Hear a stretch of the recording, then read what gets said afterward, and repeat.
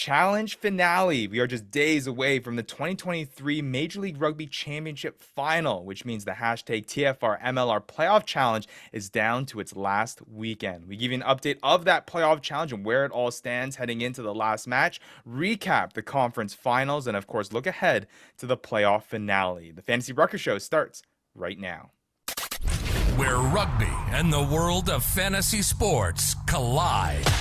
Welcome to the Fantasy Ruckers Show, bringing fantasy rugby to the masses, talking all things rugby from the MLR to leagues around the world. We're on top of it. Headphones on, pads off. This is the Fantasy Ruckers Show. Now, here are your hosts, Ryan Yee, Matt Yee, and Devin Vanderpool.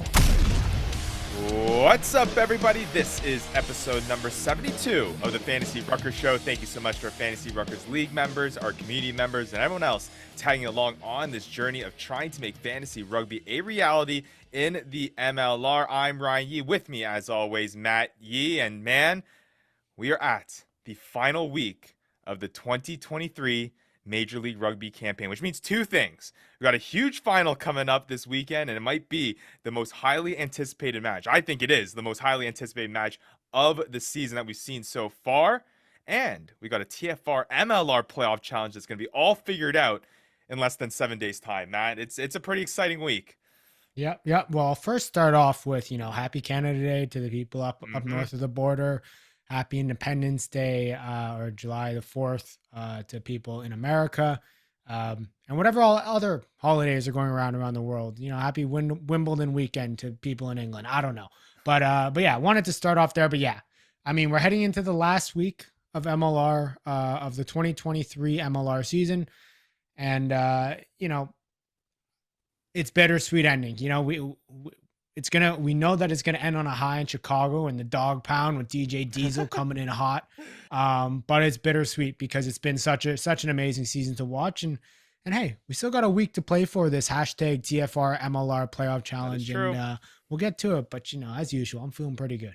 Yeah, of course you are, and you might feel pretty good after we announce how the playoff challenge is shaking out right now, because the standings are looking pretty good in your favor. We're going to break it down this episode. I think Vandy, obviously not on the show this time, but he may have taken Canada Day a little bit too far. I mean, he might be missing. I know we lost track of you about a week ago in Disney World when you were celebrating your championship, and I think Vandy has taken some time, I guess, last week to kind of reminisce on the fantasy season, and obviously he was enjoying Canada Day, and I don't know, maybe took a little bit too far. You know what, Vandy, you're not here. You weren't here last week.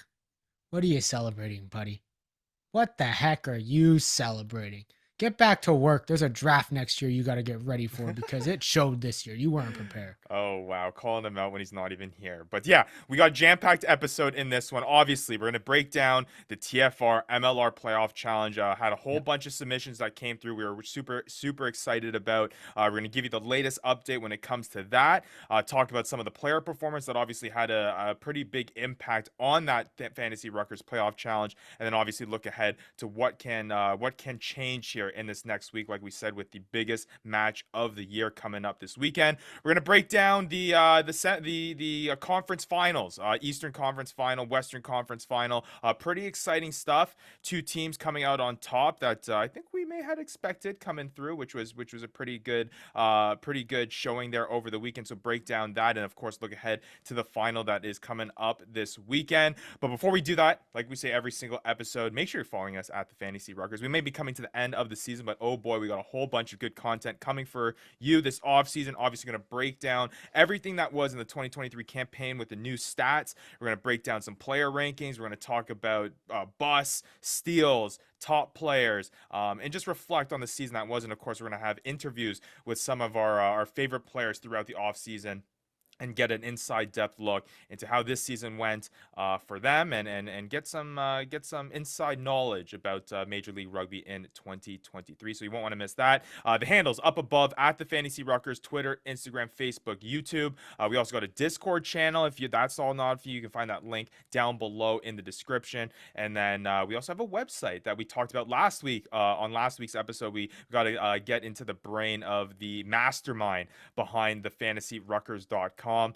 If you haven't heard that interview, it was a great stuff with Alistair Kirschpool. Check that out in episode number 71. But yeah, check out the website again. Good for fantasy MLR league managers. Good for people who are just interested in Major League Rugby as a whole. Got all the stats up there. Really, really good stuff. So you want to check that all out. All right, let's get into it, Matt. Before we get into a TFR MLR Playoff Challenge update, I think we got to break down a little bit of news and notes, because as we close down the season, obviously some movement happening around the league. So let's talk about some things. And a big one, and this is a big talking point that we had around the same time as last year, a whole bunch of players getting announced as their signings over into the NPC Bunnings Cup. You got to go check out MLR Stats' Twitter page at Jam Delay. He has a whole list of off-season moves to date that he has up there. Matt, you mentioned a whole bunch of them with the NPC Bunnings Cup. Yeah, I mean, this is something that I think we're just going to have to, and people that are new to the MLR, we're just going to have to expect every offseason. A lot of these guys, especially the New Zealand guys, are going to go back to New Zealand, go back and play in the NPC Bunnies Cup. You know, you see guys like Jason Potros announcing he's going back to Taranaki. That's where he came from originally. But, you know, don't be worried. Don't fret, fantasy managers. Don't fret, fans of teams. Their season aligns perfectly with the offseason. And unless they get a contract with the Super Rugby team, they will be coming back, you hope, and likely coming back to the MLR to play the season out here as well and play, I guess, the NPC Bunnies Cup offseason here. But what I do love to see is that it looks like some non-New Zealand guys are going over and getting opportunities in the NPC Bunnies Cup, which is great to see. You know, I think the MLR is just a pathway and a way for these guys to be seen, and you can build those connections through a lot of those New Zealand players, through some of the New Zealand coaches, to be able to get a further opportunity. And at the end of the day, you know, that really just ends up helping the MLR team when they come back in the new season. Yeah, absolutely. And didn't you miss these off-season or these roster moves posts? Obviously, we had a little dead period there as we were in the later part of the MLR season, the playoffs. But they're back. James Dealey with the player moves posts. Obviously, we're going to see a whole bunch of those throughout the off-season. Should be great stuff. Again, check that out on Twitter for MLR Stats at Jam Delay, and on Instagram at MLR Stats. Another thing there, Matt, is also a whole bunch of retirements as well. Some pretty key names. Stan South retiring. Will Hooley, we mentioned a couple episodes back. He's retiring. Stan South was mid-season. Stan South was mid-season. Kurt Coleman announcing his retirement as well, and Corey Thomas and Nick Feek. So a plethora of big names here that are hanging up the boots here through the course of the 2023 season, and as they move on to bigger and better things in their lives. Yeah, I mean, they all had great MLR careers when they were playing, and you know, it's sad to see them go, but it opens up a new door for young guys to come in, or new international guys to come in and make a difference on these teams. And it's always interesting, too, because these are guys that, you know, I know Will Hooley, obviously a big one when it came to fantasy MLR, because he was, you know, a staple of how San Diego has been playing this year, especially at that fly half position. So obviously it'll be interesting to see kind of how that shuffles up in there.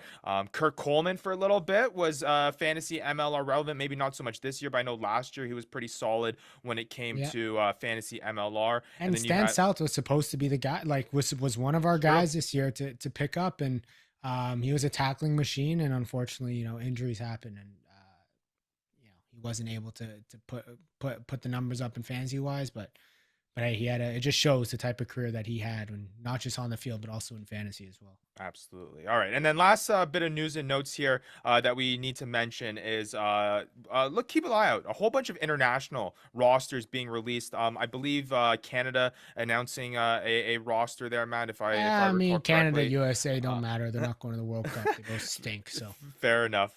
But it is interesting to kind of see that, obviously from a higher tier level rugby than Major League Rugby, but it's always in tune. We're all fans of international rugby, and it's cool to see these rosters starting to come out. I mean, for me, I think it's just interesting seeing how many MLR guys are making it into these international squads. You know, is the MLR helping not just Canada and the US, but is the MLR helping these other guys being able to get looks for their, you know, their home countries, whether that's Samoa, whether that's you know, some of these tier 2 nations, as they call it. Are they getting looks for that because they're being able to play professional rugby overseas? So I think that's great to see. You'll notice, especially with the Canada and the US squad, very MLR heavy. they still both stink, and that's an unfortunate look on the MLR. But it's all part, I guess, the road to 2036, which is 13 years from now, or whenever the heck the World Cup is. They got some time there to figure it out for that homestand, that's for sure. But yeah, it is very interesting to see. I got to mention though, before we move on, obviously it was released the All Blacks roster not too long ago. You're wearing the All Blacks jersey. You're a big All Blacks guy. They also revealed the jerseys, and I must say, they are looking pretty sharp. A little bit different, not too far away from the original All Blacks jerseys that like you're wearing, but man, some of that accenting in the jersey looks pretty nice. I mean, in honor of the Rugby Championship starting this weekend, I kind of had to put it on. They're playing Argentina this weekend. They'll be sporting their new, and I knew you would like it, Ryan. It's got a collar now. So, anything that has a collar, you're loving it because you're just all for it. But yeah, it's okay. I think it got a lot of memery and a lot of roasting on the internet. That's for sure.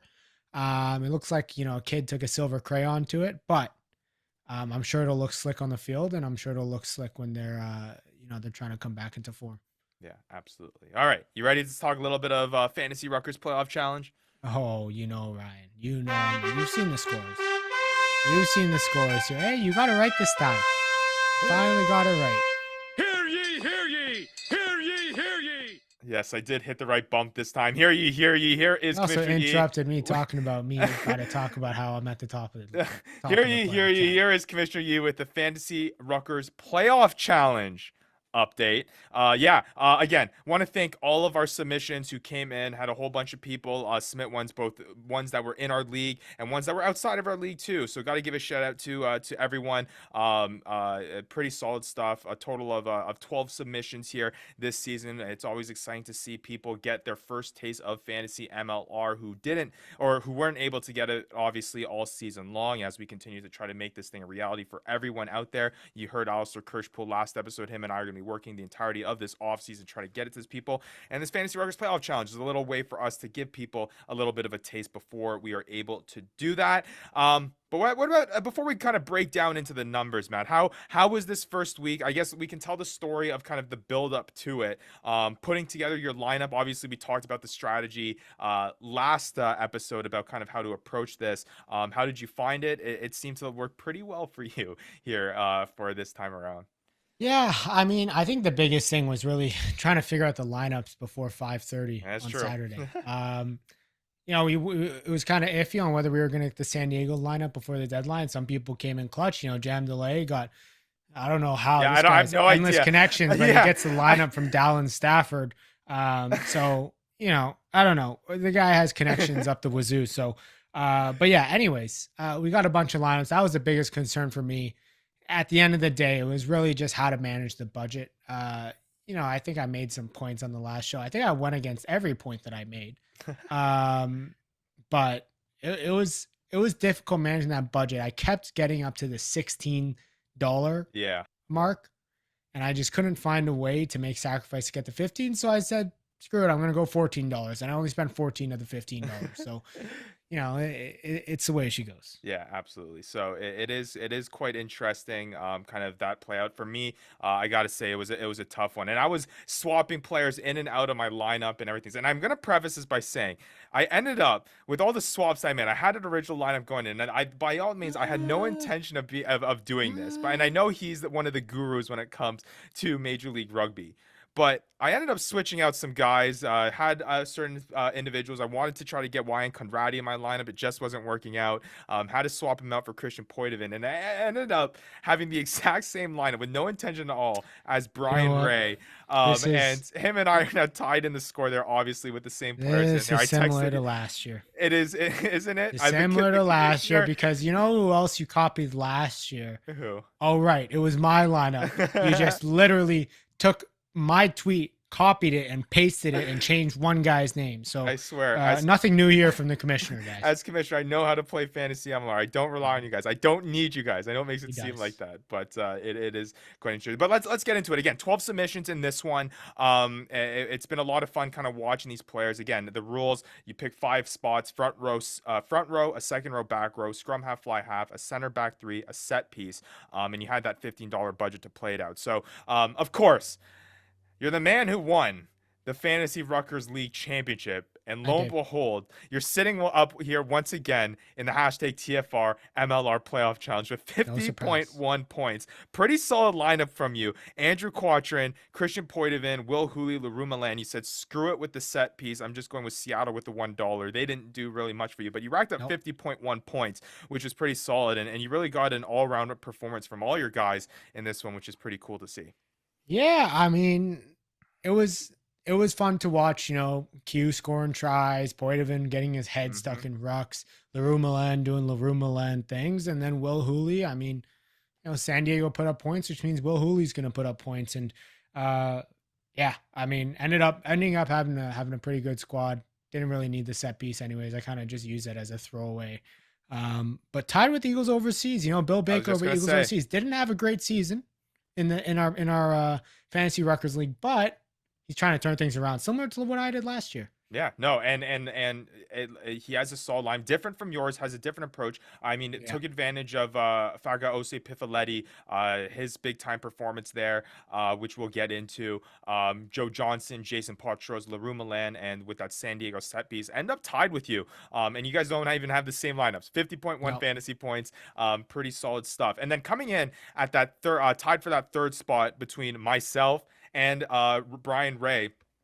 With 45.4 points. The big difference being that we went with the Poitevin pick there, at least against Eagles overseas, went with the Potros, and then we kind of faded away from that front row position with that Joel Hintz pick. So we have 45.4 points. And then coming up, not too long after, MLR Stats with 44.5 points there, obviously made it to the semifinals of the Fantasy Ruckers League. He went with Fagosa Pifiletti as well. Wyan Conradi, Will Hooley, LaRue Milan. Has been a staple of a lot of these lineups.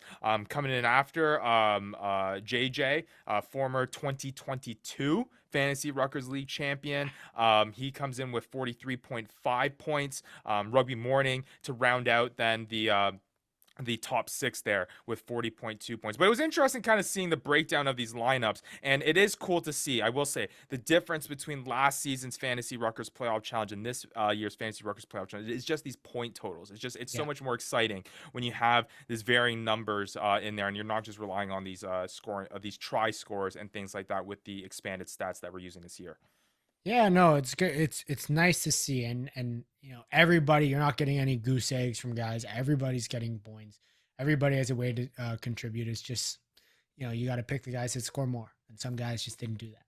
And a full list of these standings will be posted on our Discord. We're going to post the top 5 there on our social pages as well. So make sure you go check that out. But some things that I wanted to kind of break down from a kind of trend standpoint when it came to this playoff challenge, there are a few things that kind of pointed out to me. Is that obviously a lot of guys, it seemed like, were picking players that they knew were going to make it to the final, right? You see a lot of New England Free Jacks guys, you see a lot of San Diego guys, and I think there was a consensus confidence in those two teams making it to the final. We didn't see many Old Glory DC guys at all. I think the only two Old Glory DC guys that were picked was Kyle Bailey, and then even there was a Graydon Bowd pick in there as well, who maybe they thought it was tough.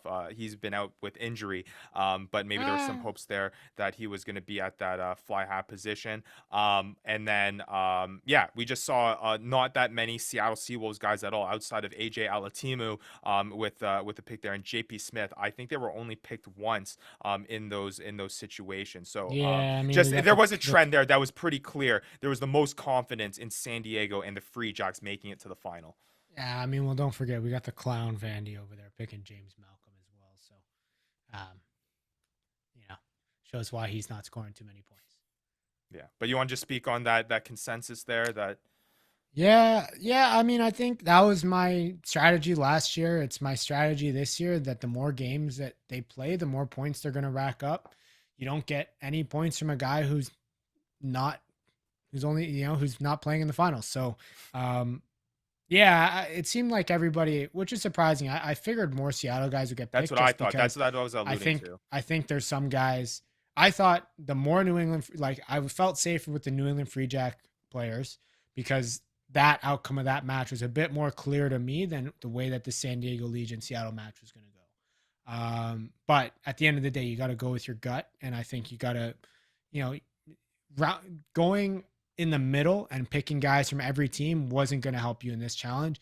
You need to just go with it. You need to pick the guys you think are going in the finals because that's the only way you're going to win. And I think there was an exaggerated point to do that this season, because I think at least in this year's Fantasy Ruckers Challenge, with the increased expanded stats that we're counting, because the likelihood that players, even though they don't score tries and are going to rack up points, is higher here, right? You may have gone away last season by a guy having a really big game, even though he didn't make it to the final. If you had a really solid conference final, was able to put up a lot of points, that set you up pretty good because it was so heavily reliant on try scoring and things like that. But this year, you can be pretty confident that even if a guy that you have on your team doesn't score a try, he's going to have some sort of fantasy impact in this final, and he's going to at least get you some points. So yeah, I think that having those 2 games in this playoff challenge is that much more emphasized in this year. Another trend here is a value, and it seems like the biggest value here heading into this playoff challenge that everyone picked up on was Leroux Milan.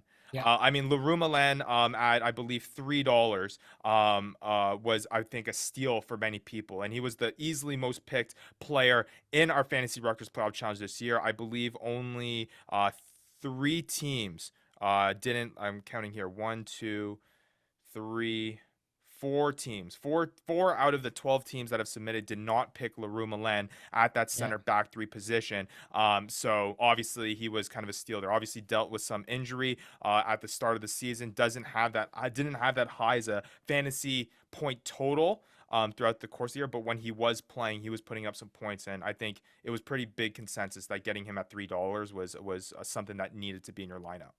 Yeah, he was kind of the no-brainer. He was all right, this is the first one. Now everybody else, I build the rest of my roster around it. So, yeah, definitely a value pickup, and it was seen across all the entries. And I think what was interesting too was that there was almost this feeling as lineups started to get released over the course of the weekend leading up to those conference finals for this playoff challenge. When I saw Leroux Milan being picked in so many lineups, it was almost a thing as well where it's like, if you didn't have Leroux, you could take it 2 ways.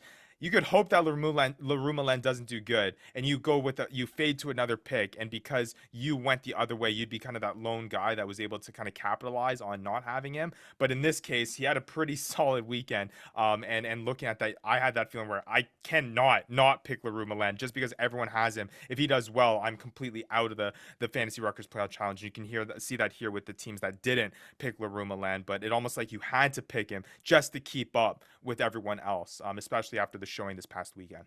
Yeah, 100%. And I guess you can hope to expect more in the finals. Absolutely. All right. Well, let's talk about that this conference finals there this past weekend here. Obviously, we had an Eastern Conference final between the New England Free Jacks and Old Glory DC, and the San Diego Legion taking on the Seattle Seawolves. And you and I were talking a little bit before the podcast, Matt, that obviously pretty dominant showings by both of the victorious teams in this one. San Diego winning at 32-10 over Seattle, which I think you could argue is a little bit of a surprising lopsided win that you may have not been expecting. You may have thought that it would have been a little bit closer. I think outside of the final this coming weekend between the New England the New England Free Jacks and the San Diego Legion, you could argue that the San Diego Legion versus the Seattle Seawolves was going to be the next highly anticipated playoff matchup that we were going to see. It didn't really turn out to be that way. And then the New England Free Jacks Old Glory DC, this was something that you probably saw coming. 25-7 victory for the New England Free Jacks in another dominant showing. But I feel like both of them kind of came about in different ways. And we'll start with the New England Free Jacks Old Glory DC matchup. Not much to say here. I think just a pretty clinical showing by the New England Free Jacks. Obviously showed off their defensive prowess while also their offensive ability there, racking up those 25 points. Yeah, I mean, I guess I'll start off with my condolences to Fitzy Rugby Morning and Alistair Kirschpool. I know you had a sliver of hope, but Alistair, you thought with the right heart, you knew that Old Glory DC wasn't going to win there. I know you knew that, but yeah, you're right. Look, New England Free Jacks, or your Fry Jacks, as you like to call them, apparently. They came out and did exactly what we expect. They came out and they had great line speed.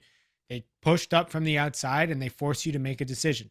They made it really hard to spread the ball wide and to get anything going by continuing to push you back by having great line speed and setting a really quick line speed up.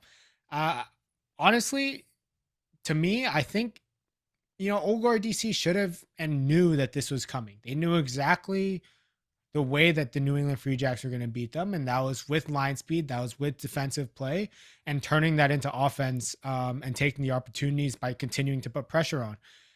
And to me, I think Old Glory DC kind of failed themselves there. You saw that with the last try, the way that they were able to get that crossfield kick in. And I thought they should have been doing that more often. They should have been putting it behind the New England Free Jacks more often, finding space behind, putting the ball out, like putting the ball out wide with the foot, putting the ball out wide with the skip pass, because, that is how you beat line speed. And that's how you beat an outside kind of in defense. So I think that try for me, they scored it and I was like, well, too little, too late. Right.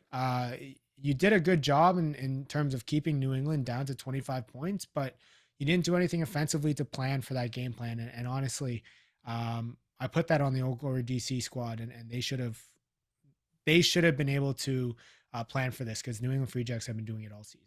Yeah, absolutely. And we didn't have any shortage of pretty solid performances by the New England Free Jacks either. I guess we'll start off with some big time front row position performances there. Andrew Quattrin, obviously the benefactor of a pretty solid set piece for the New England Free Jacks, popping in that line out maul into the try zone. He was able to rack up that try, 48 meters gained, 7 tackles, to amount to a fantasy performance of 11.9 fantasy points. A big factor, Matt, there for your Fantasy Ruckers Playoff Challenge lineup. He's solid, and it's been pretty cool, obviously friend of the show, to see his emergence as that kind of leading hooker for the New England Free Jacks, and how big a part of that set piece he's been here in the tail end of the season. Yeah, and it's no longer just the set piece, and the set piece is a great addition to kind of his point scoring and fantasy wise, but he also has a way of just being great in open play. I mean, you saw him with a couple line breaks there. You saw him with a little run off the back of a missed line out by Old Glory DC. And yeah, I mean, Quattrin being Quattrin, the guy's a beast. Yeah, absolutely. Another guy that was obviously pretty big for the New England Free Jacks was LaRue Milan, who we talked about. He was solid in this one, scoring that try, 73 meters gained, 12 tackles, and amounting to that 15.9 fantasy performance. Again, he was kind of a guy that you need to have in your lineup if you're going to keep up here in the Fantasy Ruckers Playoff Challenge. Yeah, 100%. And I will, just before we kind of move past Quattrin, I do want to go back and say he probably could have scored more points that game. Probably could have got more tries.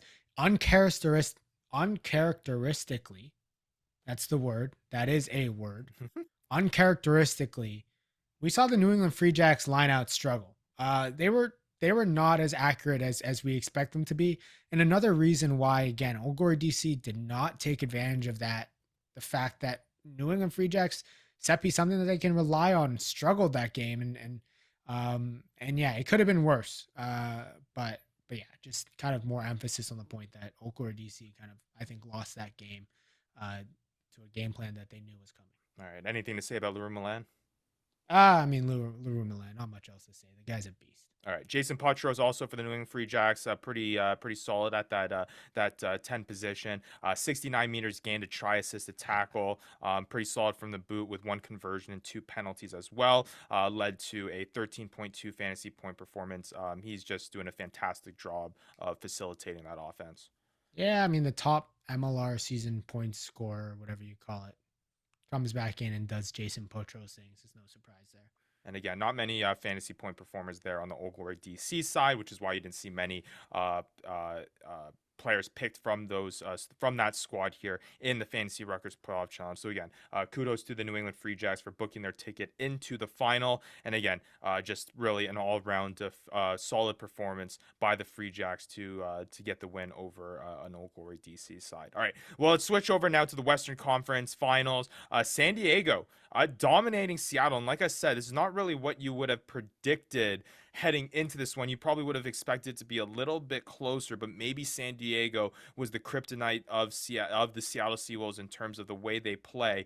For me, just again, San Diego having that ability to have some of these explosive plays that really put them up on the scoreboard and able to allow them to pull a little bit away. But Matt, you also mentioned that they approached this match in a little bit of a different way and not as conventional as we've seen San Diego play throughout the entirety of their season and what has led to most of their success in 2023. Yeah, I mean, throughout the season, and sometimes it's gotten them into trouble as well, but we've seen a lot of them, a lot of their games, they play with the ball in hand. Yeah, they'll put a few kicks in for territory and for exits, but in the most part, they play with the ball in hand, and they're good at it because they have fast pace. They're playing off of Richard Judd. They have a great breakdown that always provides good ball for them. And it leads them to just being able to get front foot ball all the time. So it makes sense for them to play with the ball in hand. But this game, it seemed like they had a game plan going in to understand, hey, we're going to turn Seattle around as many times as we can. We're going to find grass behind them. We're going to even throw in some cheeky 50-22s to make sure that we can really put pressure on them and make Seattle play out of their end. And you know what? It worked because Seattle was put under the pump by San Diego, and they were put under pressure for a lot of that game. And San Diego was able to really capitalize on it. Couple guys I just want to shout out on the San Diego squad. I mean, Ma'ananu looked like not vintage Ma'ananu, vintage Ma'ananu for you new people that are watching. Vintage Ma'ananu is a guy that runs over dudes, a guy that is got immense pace on the wing. He did start at winger in his All Blacks career and his Hurricanes career. But as he's gotten older, he's really grown this kind of playmaking and kicking game, which he didn't do until late in his All Blacks career. And we saw that on full display this game where he was absolutely clinical, made all the right decisions, and even got 10 point something fantasy points for the guys that picked him up. So that was interesting to see, and that was great to see. But Richard Judd for me, I mean, he is the pinnacle and kind of the centerpiece of this whole squad and why they're so successful. If you look at any 9 in the league and look at any breakdowns in the league, you won't find any pace of game and pace of ball as fast as the San Diego Legion, and that's mainly due to Richard Judd.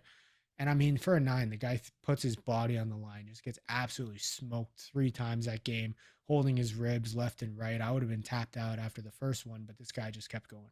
Yeah. Surprisingly enough, Ma'ananu was selected once in our Richard Judd, no appearances in our Fantasy Ruckers Playoff Challenge, which is an interesting one. Obviously, he's had a pretty staple year, but yeah, Ma'ananu, 47 meters gained, 13 tackles.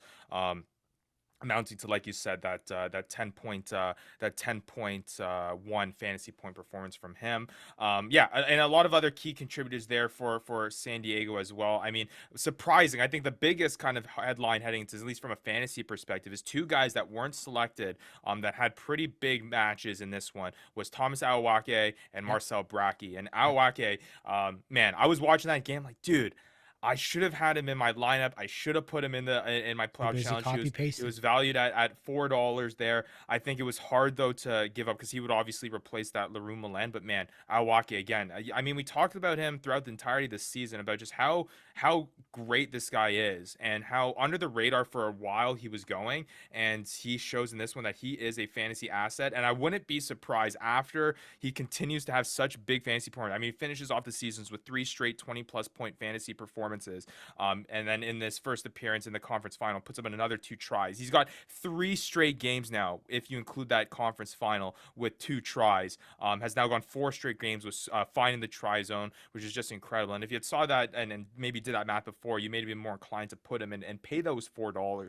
But man, Awake, he's going to be, if he's with the San Diego Legion next season, he's going to be one of the premier backs that you're going to be drafting next year in the Fantasy Ruckers League. Yeah, I'm assuming, I don't think it's been announced, but I'm assuming he'll go back and play for Auckland in the MPC Bunnies Cup as well. So he'll get more playing time there. And, you hope that he's back and he doesn't make it onto a Super Rugby squad for San Diego Legion's sake. But yeah, he's been a star. And we'll talk about him in the offseason for sure. Yeah, absolutely. And then, like I said, Marcel Bracchi also adding a try in there as well. Yeah, pretty solid stuff. Got to mention Christian Poitevin. Obviously, Poitevin was pretty solid from the defensive end. I mean, 3 Yeah, breakdown steals in this one, which is ridiculous. pretty solid.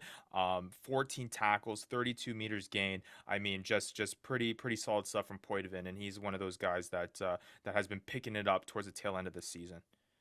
Yeah, 100%. I mean, I kept seeing his head stuck in breakdowns, and he keep getting penalty. I've never cheered for a breakdown steal like that in my life. Well, hey, I mean, he was an absolute monster. that's what fantasy does, Matt. That's Yeah, it just allows you to do that. So yeah, Poitevin with 13.4 fantasy points, and then I also want to give a shout out to Fakaosi Pifaletti as well. 11.7 fantasy points. He found the try zone for him. 53 meters gained, 8 tackles, and that's kind of like it's like almost like an Andrew Quattrin type performance there, where if you select these front row guys that are not only finding the try zone and taking advantage. Obviously, Pifaletti's one didn't come off of a set piece, but if they're able to find the try zone and then they're able to add on those meters gained on top of that, it's such an advantage to have that from a front row player with the ability to really rack up those meters gained. Sema Malolo is a guy that also has that kind of ability. He had 52 meters yep. gained in this one. If he finds the try zone, he's having a big fantasy game. So pretty solid stuff, and 8 tackles as well for Pifaletti, which is pretty solid for front row. Yeah. I mean, Pifaletti, it's surprised to see him over because that's what you kind of expect from Malolo. That's what we've been expecting all season from Malolo. But Pifaletti has come in and really shown that, not as a hooker, but as as a prop can come in and put up some fantasy points. Yeah, and I want to mention also Nate Oxberger because this is a guy that we've talked about all season Yeah. long. He had, at least in our playoff challenge, the highest point, which is crazy. He didn't even score a try. And this is the guy that has the highest point total out of guys who were selected in the Fantasy Ruckers playoff challenge with 16.9 fantasy points. Obviously, he was Just couldn't expensive spend the at dough. $5, but 129 meters gained, 10 tackles. And playing the full 80 minutes. He was a guy that you can count on, even if he's not going to find the try zone, he's going to rack you up those points. But yeah, it is tough to spend that $5 on that. But man, Nate Oxberger, another guy that's going to be talked a whole lot about if he's still here with the San Diego Legion into the next fantasy season for sure. Yeah, 100%. And we even got to see him again. We got to see him finish off the game at 9. It's always nice to see him kind of come back to his roots. Yeah, I'm sure you love that because that's where you you were expecting him to play all season long until that didn't happen. It's just a nice reminder. Exactly. Well, a nice reminder to where it all started. Okay. Yeah. Now I guess let's talk about this final. So now we have the New England Free Jacks taking on the San Diego Legion in Chicago this weekend. And man, it's going to be an exciting one because again, these are two teams that are, I think we've been talking about all season long, are the two of the consensus top teams in the league. It's going to be fun. It's going to be a whole lot of fun. We have an explosive team like the San Diego Legion who plays fast. We have a team like the New England Free Jacks who are clinical, system-based, plays hard defense. Yeah, really, what do you expect from this matchup, Matt? It's at the very least, it's going to be exciting, but how do you think it's going to all shake out? Yeah, I mean, first, let's talk about the headliner, DJ Diesel. I can't stop talking about him. DJ Diesel. Shaquille O'Neal is headlining the Dog Pound whatever party. Unreal. Wish we were going, but hey, maybe next year. Maybe we can get DJ Diesel back. Maybe we can get DJ Diesel on the show. Probably not, but we can try our best. No, okay, now that's all out of the way. Look, this is unlike last year, I think, where we did expect the Ironworks to be in there. Seattle, we maybe weren't too sure that they were supposed to be in the finals or not, or whether they're going to be in the finals. We've got the two best teams, the two teams that we have watched at least, San Diego, it's been all year. New England Free Jacks, it's been the last, 3 quarters of the season where both these teams have been going undefeated for weeks upon weeks upon weeks upon weeks. I think New England Free Jacks were going 11 straight by the end of the season. Mm-hmm. San Diego, we're going 14, 15 straight with the record, the MLR record. So we got the two best teams at SeatGeek Stadium meeting up to find out who's the best team in the MLR, who's going to be given that shield. So it'll be interesting to watch. For me, a couple key things. I know the guys love to do, Fox and the Rugby Network, MLR, they love to do these little player head-to-heads. But to me, it's the head-to-head of the best offense, a fast-paced, flowing, and I think the most exciting offense in the MLR of the San Diego Legion. How are they going to cope with the best defense in the MLR? Yeah. The fast line speed, that kind of outside in pushing teams to stopping teams from going wide defense. How are they going to cope with that? And to me, when I look at that matchup, when I look at the teams, you see Ma Nanua in the center position. You see the experience that the San Diego Legion offense has. Mm-hmm. And I think that this is something they've seen before. This is something they know and probably already have a game plan to kind of how to approach this type of defense. And they kind of showed a glimpse of it in their game against Seattle that, look, you can come up as fast as you want, but we're going to make you work. We're going to put the ball behind you.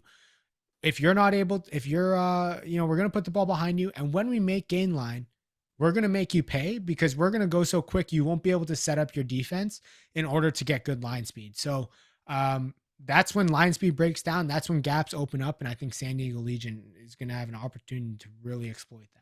Yeah, it should be very, very interesting to see. And I will throw it back to just the last time that these two teams met. I mean, the only time that they met this season in week 2, very, very early on, San Diego coming out on top at home, 29-12. Yeah.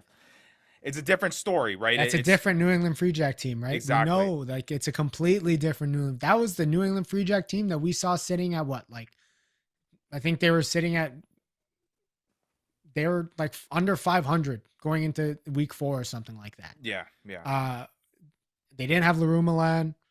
The guys they had weren't necessarily gelling the way they are now. That's a different team that San Diego Legion's facing. So it'll be interesting for sure. Yeah. It was definitely a time where we were kind of questioning something. They had that close matchup against Old Glory DC in round 4. Definitely didn't look as solid when they went on that 11 match winning streak that they did towards the tail end of the season. So it should be interesting to see. From a playoff challenge standpoint, I think we should expect big things from all these guys. I think it's going to be a back and forth affair. I don't think we're going to see such a lopsided thing that we saw in the conference finals where really just one-sided teams were doing it. I think there's fantasy points to be had. I'd be confident in all the players, which makes it exciting for a playoff challenge because you're just going to be back and forth between the two. It's going to be everyone racking up points, in my opinion. It's just who's going to be able to rack up the most points at the end of the day. And look, you're stuck with your guys, whether you're confident in them or not, you're stuck with them. So it is the way it is. I will point this out that look for big weeks from Potros and Will Hooley. Both of them, we're in a final now. Getting points on the board are important. Any penalty inside whichever half's 40, I think if it's in a decent angle, it's going to be going for points. So look for big games from them because I think that this is going to be a tight matchup and they're going to want to get points every time they can get. Absolutely. All right, prediction time. Who is carrying that shield at the end of this 2023 season? Who's lifting it up here between the San Diego Legion and the New England Free Jacks? Yeah, I mean, I kind of alluded it in my breakdown of what to expect in this game, but I think San Diego Legion has the team that can combat this New England Free Jacks, lethal defense. I think the ball speed out of the ruck and the minute they make a gain line, they have a way of just picking up the pace immediately and really exploiting the defense. And once you get the ball speed and ball speed going on the offensive side, defense cannot generate line speed. And it's a killer for line speed. So for that reason, I think San Diego Legion comes out on top. Yeah, absolutely. I think I'm going to have to side with you as well. I think the San Diego Legion are going to come out top. Again, I just love the explosive play. There have been times where I've been questionable about it. I did mention that I am very confident with this New England Free Jacks team, but being able to see what San Diego was able to do against Seattle was just too impressive for me. You could almost argue that the Seattle Seawolves are kind of the Western Conference version of the New England Free Jacks in terms of the emphasis of the defense and the emphasis of playing that systematic style. So it should be interesting, but yeah, I think San Diego should have a lot of confidence heading in this one, and they should come out with a victory in the end. So I guess we'll see. The MLR Shield return to the West after the New York Ironworkers hoisted it last year. But we'll see whether or not that happens this weekend. It should be Hey, a Ryan, very, very exciting match. Yeah. got a question for you. Hmm. I don't think there actually is an MVP trophy for this. Oh, by the way, you know what else we got to find out this weekend? Mm. The winner of the what's that trophy, Brian? What's the award? What's the award? You know, the Community Impact Award.